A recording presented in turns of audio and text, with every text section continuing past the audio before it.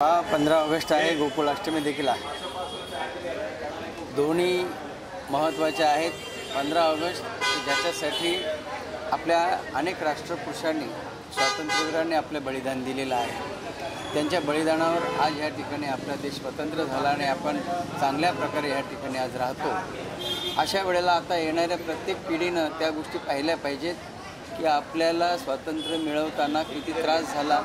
आज आपली प्रगती आपले लोकप्रिय पंतप्रधान नरेंद्र मोदीजी आणि आपले महाराष्ट्रामधले मुख्यमंत्री सन्मान्य देवेंद्र फडणवीस साहेब यांच्या माध्यमातून होत आहे।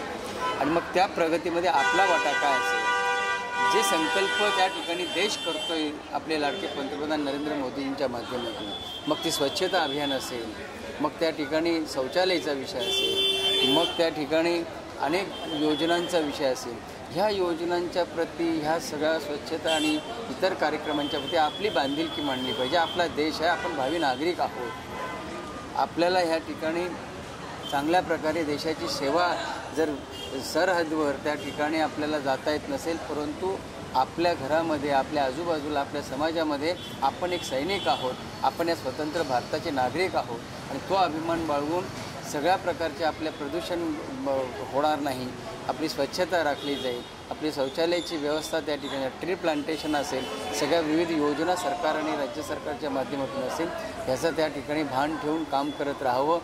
हीच 15 ऑगस्टच्या दिवशी या ठिकाणी मी सगळ्या नागरिकांना माझ्या जिल्ह्याच्या वतीनं, भारतीय जनता पार्टीच्या वतीनं मी खूप त्या ठिकाणी शुभेच्छा देतो। लेटेस्ट अपडेट्स और ताजा तरीन खबरों के लिए टीवी1 इंडिया लाइव को सब्सक्राइब कीजिए और नोटिफिकेशन पाने के लिए बेल आइकॉन को दबाना मत भूलिए।